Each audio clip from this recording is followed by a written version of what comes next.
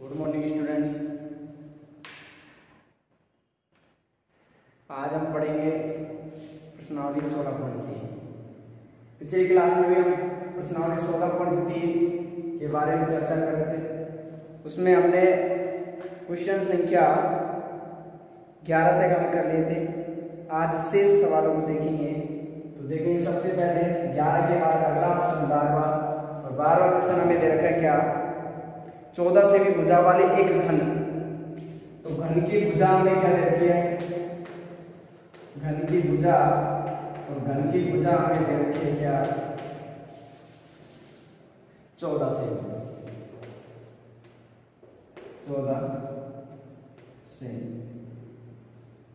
आगे हमें दिया गया है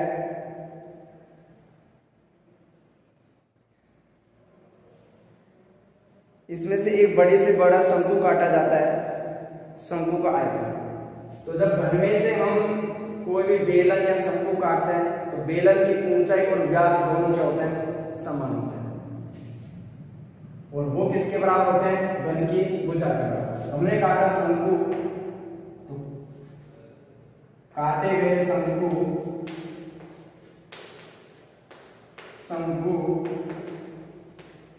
की ऊंचाई भुजा के बराबर होगी और व्यास भी भुजा के बराबर होगा। ऊंचाई हमारे पास 14 सेंटीमीटर हो जाएगी और व्यास काटे गए शंकु का व्यास, काटे गए शंकु का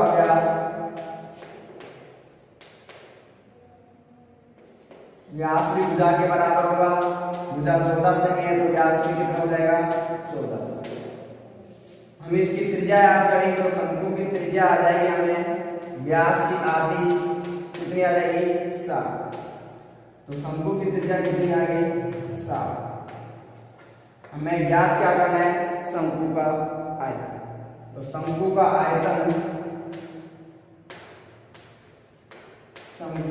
आयतन बराबर, आयतन का सूत्र क्या होता है, शंकु के आयतन का 1/3 पाई r स्क्वायर h। 1/3 पाई का मान 22/7, r का मान 7, स्क्वायर h में कितने बार लिख सकते हैं, r का मान 7 है, स्क्वायर इसमें 2 बार लिख दिया, गुणा h, तो h का मान कितना है, 14। 7 से काट देंगे, 7 दूनी 7, 7 से कट गया 7, गुणा करेंगे 22 से 7 154, गुणा 14 और बटे 3।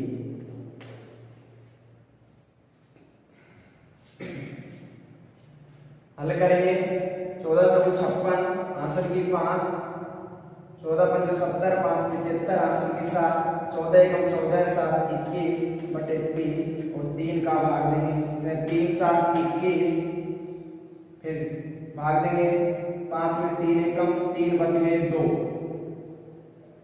कितने बच गए 2। ये हो गए हमारे पास 26 और 3 8 24 बच गए 2।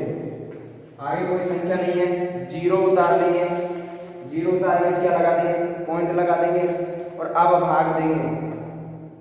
तो भाग देंगे कितने आएंगे, 3 6 18, फिर 2 बच जाएंगे, फिर 20 हो जाएंगे, फिर 3 6 18, फिर 2 बचेंगे, फिर 3 6 18। तो इसी प्रकार 6 की आवृत्ति होती रहेगी। चूंकि तीसरा अंक 5 से बड़ा है, 5 या 5 से बड़ा है, इसलिए इसको तो हटा देंगे और दोनों को हटा देंगे। यह दोनों अंक किससे बड़े हैं, 5 से बड़े हैं, तो इसको हटाएंगे, ऐसे आया, इसको हटाएंगे तो अगले संख्या में एक बढ़ा देंगे, तो कितने आ जाएंगे, सेंटीमीटर क्यूब। 6 6 का 5 से बड़ी संख्या होने पर उस संख्या को हटा देते हैं तथा अगली संख्या में एक बढ़ा देते हैं। इस प्रकार हमारे पास आ गए 718.67 सेंटीमीटर क्यूब। अतः शंकु का आयतन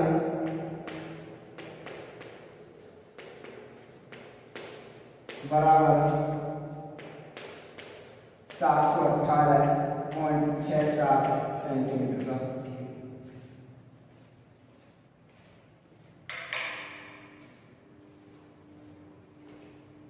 इसी प्रकार अगला प्रश्न देखेंगे,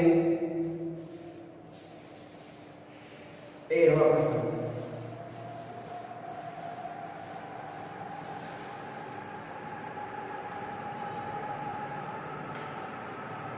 तेरहवां प्रश्न क्या दिया गया है, क्या इसमें पूछा गया है? तो शंकु के आधार की त्रिज्या और ऊंचाई, दो चीज दे रखी है इसमें। शंकु के आधार की त्रिज्या, शंकु के आधार की त्रिज्या, आधार की त्रिज्या, आधार की त्रिज्या r बराबर मान लिया हमने कितना, 7 सेमी। फिर हम ये देखा क्या ऊंचाई 24 सेमी, शंकु की ऊंचाई, और ऊंचाई हमें दे रखी कितनी, 24 सेमी। ऊंचाई को लिखेंगे h से, ये दे रखे हमें 24 सेमी। हमें इसमें शंकु की त्रिज्या ऊंचाई अर्थात तिरछी ऊंचाई, वक्र पृष्ठीय क्षेत्रफल, संपूर्ण पृष्ठीय क्षेत्रफल एवं आयतन, 4 मान आते हैं। सबसे पहले आते हैं त्रिज्या की ऊंचाई। त्रिज्या की ऊंचाई, त्रिज्या की ऊंचाई को ऐसे लिखेंगे, इसका सूत्र होगा अंडर रूट r का स्क्वायर प्लस h का स्क्वायर है। तो l बराबर r का मान रहेगा हमारे पास 7 का स्क्वायर, फिर रहेगा h का मान 24 वालेगा 24 का स्क्वायर। तो l बराबर 7 का स्क्वायर करेंगे, 7 का स्क्वायर हो जाएगा 49 प्लस 24 का स्क्वायर करेंगे, 24 का स्क्वायर हो जाएगा 576। l बराबर जोड़ेंगे क्या देंगे 625, और 625 का वर्गमूल निकालेंगे कितने आ जाएंगे 25 सेमी। ये आगे त्रिज्या ऊंचाई, ये पहला मान होगा। दूसरा पूछा वक्र पृष्ठीय क्षेत्रफल, शंकु का वक्र पृष्ठीय क्षेत्रफल, वक्र पृष्ठीय क्षेत्रफल। वक्र पृष्ठीय क्षेत्रफल का सूत्र क्या होता है, पाई r l। पाई का मान 22/7, r का मान कितना है 7, l का मान कितना गया 25, 7 से कट जाएंगे 7, 25 गुना 50 की 0, 50 से 5 55 सेंटीमीटर स्क्वायर। हमारे पास दूसरी चीज क्या है, शंकु का वक्र पृष्ठीय क्षेत्रफल 550 सेंटीमीटर स्क्वायर।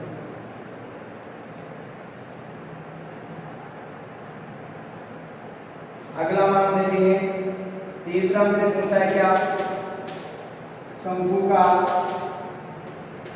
संपूर्ण पृष्ठीय क्षेत्रफल, संपूर्ण पृष्ठीय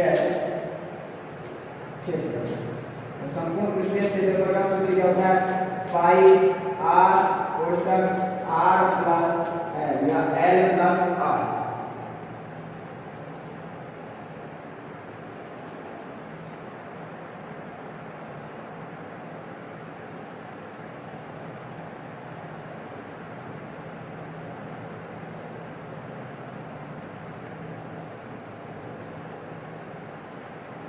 चाहे नियंत्रित में है इधर से लेकर 2 मान हो गए। अगला मान है इसे याद करते हैं। अगला पूछा हमसे क्या, तीसरा शंकु का संपूर्ण पृष्ठीय क्षेत्रफल, संपूर्ण पृष्ठीय क्षेत्रफल। और संपूर्ण पृष्ठीय क्षेत्रफल क्या होता है, इसका सूत्र पाई r कोष्ठक r प्लस l। तो जब पाई का मान 22/7, r का मान 7, कोष्ठक r का मान 7 प्लस l का मान कितना है 25, 7 से 7 कर देंगे, क्या बच जाएगा 22, दोनों को जोड़ेंगे तो ये हो जाएंगे 32, 25 से 7 32 हो जाएंगे, गुणा करें 32 गुना 64 हासिल की 6, 64 और 6 70 सेंटीमीटर। तो इसका संपूर्ण पृष्ठीय क्षेत्रफल कितना आ गया 704 सेंटीमीटर स्क्वायर। चौथा इसमें पूछा है शंकु का आयतन। और शंकु के आयतन का सूत्र तो आप जानते ही हैं, 1/3 पाई आर स्क्वायर एच, 1/3 पाई का मान 22/7, आर का मान 7, एच का मान स्क्वायर इसलिए 2 बार लिख सकते हैं, और एच का मान कितना दिया हुआ था 24, 7 से 7 3 एकम 3 और 3 8 24, जो कि 22 गुणा 7 8 56, 56 गुना 112 हासिल की 11, 112 और 11 123, ये आगे 1232 सेंटीमीटर। इस प्रकार से हमने इसमें 4 मान प्राप्त कर लिए। क्या क्या प्राप्त किया? सबसे पहले याद किया हमने तिर्यक ऊंचाई, और तिर्यक ऊंचाई हमारे पास है कितनी 25 सेंटीमीटर। अगला याद किया हमने वक्र पृष्ठीय क्षेत्रफल, वक्र पृष्ठीय क्षेत्रफल आया हमारे पास 550 सेंटीमीटर स्क्वायर। फिर याद किया हमने संपूर्ण पृष्ठीय क्षेत्रफल जो आया हमारे पास 704 सेंटीमीटर स्क्वायर।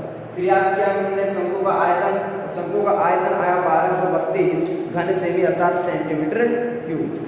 अगला प्रश्न देखेंगे, अगला और अंतिम 16 का अंतिम सवाल।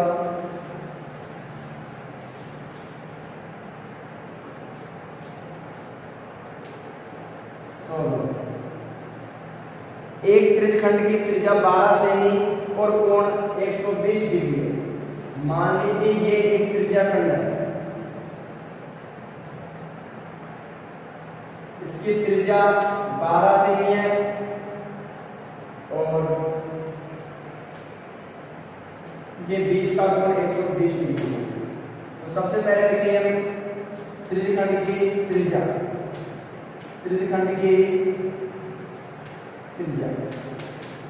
त्रिज्या को लिखेंगे हम स्मॉल आर से, तो दे रखे हमें 12 से, और थीटा बराबर है हमसे 120 डिग्री। हमसे कहा क्या गया है इसमें, इसकी सीधी कोरों को संपाती करके शंकु बनाया जाता है। इस कोर को और इस कोर को इस प्रकार से मिला दिया जाता है। देखेंगे एक बार, इस प्रकार से था ये 12 सेमी और ये भी कितना था 12 सेमी। इस कोर को पहले ये ऐसे था, इस कोर को इस प्रकार से मिला दिया, ये इस प्रकार का था, इस प्रकार से था पहले, इसको इससे मिलाने पर इस प्रकार बन गया।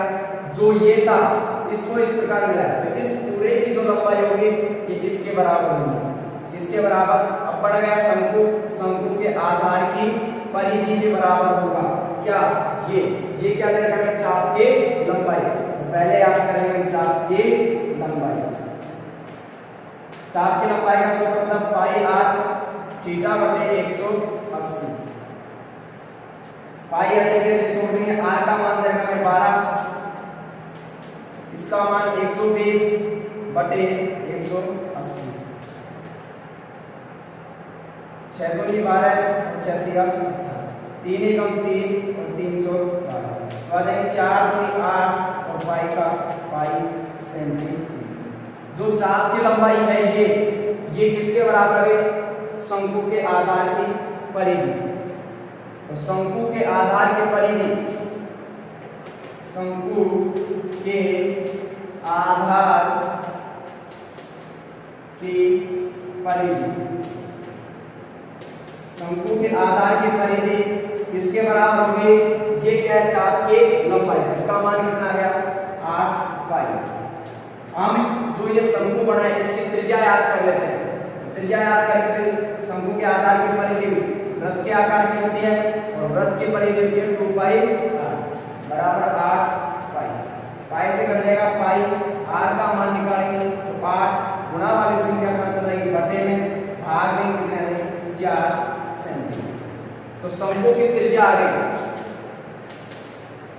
शंकु की त्रिज्या, और शंकु की त्रिज्या हमारे पास आ गई आर बराबर, या स्मॉल आर मानना था या कैपिटल आर मान सकते हैं, कितना आ जाएगा 4। आगे हमने क्या रखा है, इसका आयतन याद करें। जब ये शंकु बन गया तो इसकी जो त्रिज्या थी इसमें किस रूप में आ जाएगी, तिर्यक ऊंचाई के रूप में। तो तिर्यक ऊंचाई क्या आ जाएगी, तिर्यक ऊंचाई आ जाएगी हमारे पास L बराबर 12 से। आयतन याद करेंगे तो हमें h के मान निकालने की आवश्यकता पड़ी तो पहले h निकालेंगे, ऊंचाई h बराबर under root l square minus r, ये सूत्र होता है इससे। इसकी ऊंचाई शंकु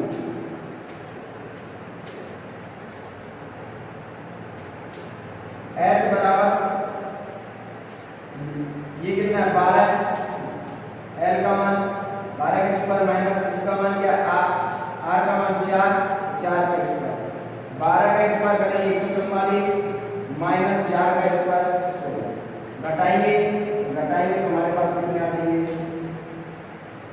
128, और 128 का यदि वर्गमूल निकालें तो आएगा 8 अंडर 2 सेंटीमीटर। इस प्रकार हमारे पास शंकु की त्रिज्या ऊंचाई और त्रिज्या याद हो गई है, हमें याद करना है क्या शंकु का आयतन। तो शंकु का आयतन आ गया हमारे पास क्या शंकु का आयतन।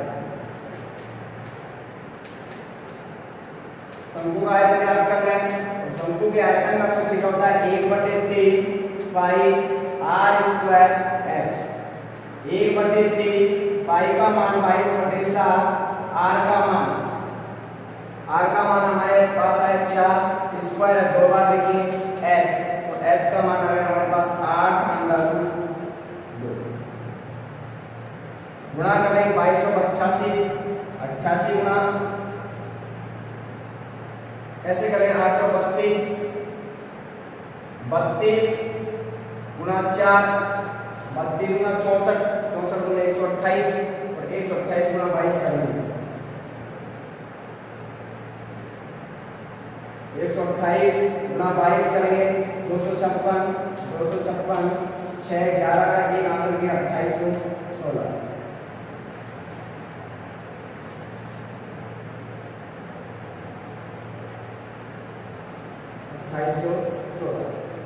ये आ गया हमारे पास 2816 बटे 7 या 21 और अंडर 2। हल करेंगे इसको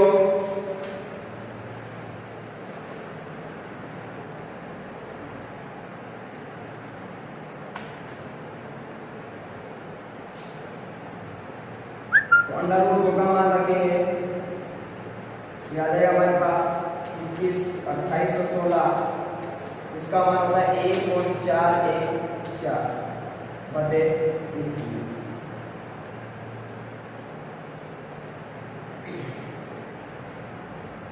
गुणा करेंगे 2816 से, 2816 गुणा 1.414, 6 चौका 24 आंसर की 2, 4 2 6, 8 चौक 32 आंसर की 3, 4 8 3 11। इसी प्रकार 8 1 6 1 8 और 2, इसी प्रकार इसे करेंगे 4 6 2 1 1, इसी प्रकार 1 से गुणा करेंगे 6 1 8 2, यानी 4 2 हासिल की 1 5 6 और 2 8, 12 20 है 21 हासिल की 2 2 1 3 है तो 5 है तो 7 है 8 8 है 9 2 है 3। ये आ गया हमारे पास 39 81.824। ये पॉइंट के बाद 3 संख्या थी तो 3 संख्या छोटी पॉइंट लगा दिया बटे 21 का भाग नहीं 21 एकम 21, बच गया हमारे पास क्या 18, 8 168, बच गया हमारे पास कितने 22,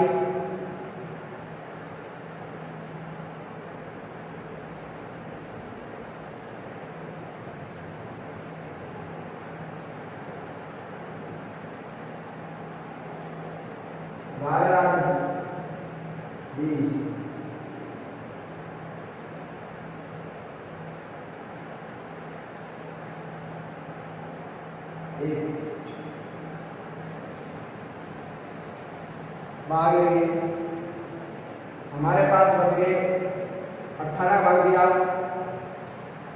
18 एकम 18 बच गया 18। अगले संख्या उतारेंगे 88 और 8 168 बच गए कितने 20 और अगले संख्या उतारेंगे 101 1 के नाम 189 9 बार गया। आगे आ गया पॉइंट लगा देंगे। अगले संख्या उतार लेंगे, यहाँ बच गया हमारे पास 12। अगले संख्या उतार लेंगे 8 21 पंजो 105 और 21 6 126 21 6 126 बच गया हमारे पास 2। अगले संख्या उतार लेंगे 2 कितने बच जाएंगे 22 और 21 से कम 21 आगे भाग जाएगा नहीं, यहाँ तक ही छोड़ देंगे।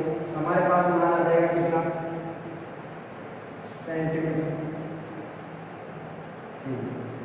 अतः शंकु का आयतन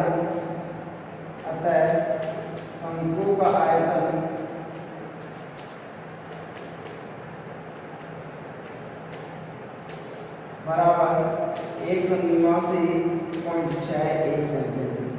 देखेंगे बात परिधि हमने याद कर ली, यहाँ ऊंचाई याद करना। हमें क्या याद करना है आयतन। आयतन का सूत्र होता है 1/3 पाई आर स्क्वायर h किसका शंकु। 1/3 ऐसे कैसे पाई का मान 22/7 आर का मान कितना याद कर लिया था हमने 4 यहाँ गया कैपिटल स्मॉल आर से आगे देखेंगे तो 4 स्क्वायर 2 बार लिखेंगे h का मान 8√2 यहाँ से तो गुणा करें 22 गुणा 4 और गुणा 8 किया तो 28 16 √2 ऐसे कैसे 7 या 21 28 और 16 ऐसे कैसे √2 का मान होता है 1.44 इनको गुणा करेंगे तो आ जाएगा और बटे 21 का भाग इसमें दिया जाएगा 189.61 सेंटीमीटर क्यूब। इस प्रकार हमारी प्रश्नावली खत्म हो गई कौन सी 16.3। अंतिम सवाल था ये। अब पढ़ेंगे हम गोले और अर्धगोले के बारे में।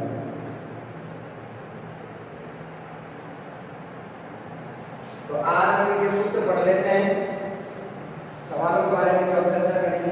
तो देखिए 16.4 सबसे पहले पढ़ेंगे गोला।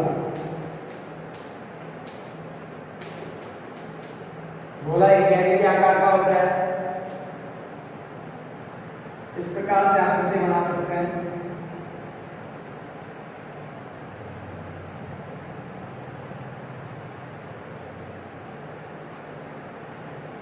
इस प्रकार से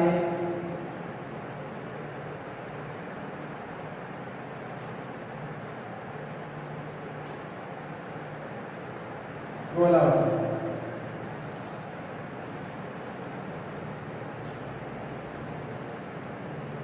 सबसे पहले गोले का पृष्ठीय क्षेत्रफल या संपूर्ण पृष्ठीय क्षेत्रफल एक ही होता है। संपूर्ण पृष्ठीय क्षेत्रफल और ये होता है 4 पाई आर स्क्वायर। अगला होता है गोले का आयतन और गोले के आयतन का सूत्र क्या होता है 4/3 पाई आर क्यूब। ये इसका आयतन है। इसके बाद आता है हमारे पास क्या अर्धगोला। क्या आता है अर्धगोला। अर्धगोला इस प्रकार से होगा। तो अर्धगोले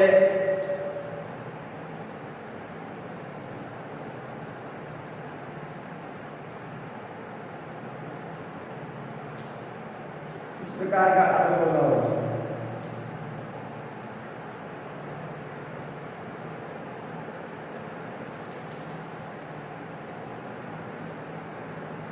अर्धगोला गोले का वक्र पृष्ठीय क्षेत्रफल।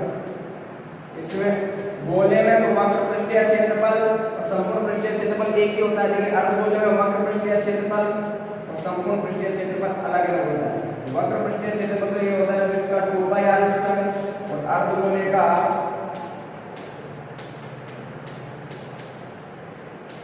संपूर्ण पृष्ठीय क्षेत्रफल, संपूर्ण पृष्ठीय क्षेत्रफल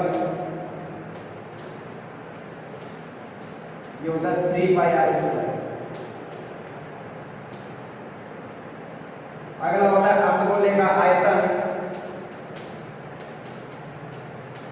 अर्धगोले का आयतन, और अर्धगोले का आयतन ये होता है 2/3 पाई आर का क्यूब। एक और होता है इसमें, ये हो गया अर्धगोला, और एक और होता है इसमें क्या, गोलीय कोष। गोलीय कोष अर्थात खोखला गोला, गोलीय कोष कोई खोखला गोला होता है।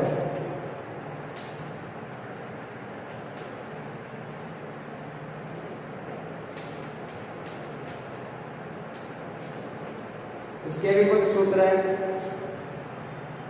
गोलीय कोष का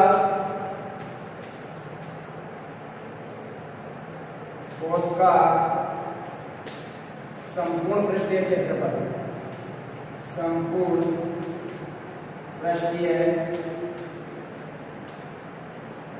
क्षेत्रफल,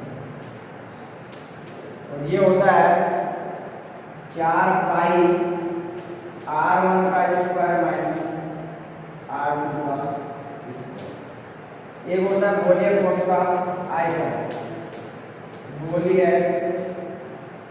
कोष का आयतन, गोलीय कोष का आयतन जो होगा वो होगा 4/3 पाई r1 का क्यूब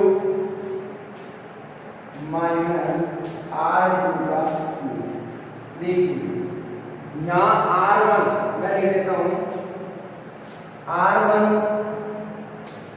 बाहरी त्रिज्या, बाह्य त्रिज्या, और R2 का मतलब होगा आंतरिक त्रिज्या या अंतर त्रिज्या। सूत्र याद करेंगे, मैंने सारे सूत्र लिखा, आप याद करेंगे, बाकी जो सवाल से संबंधित वो कल करेंगे। आज के लिए इतना ही काफी।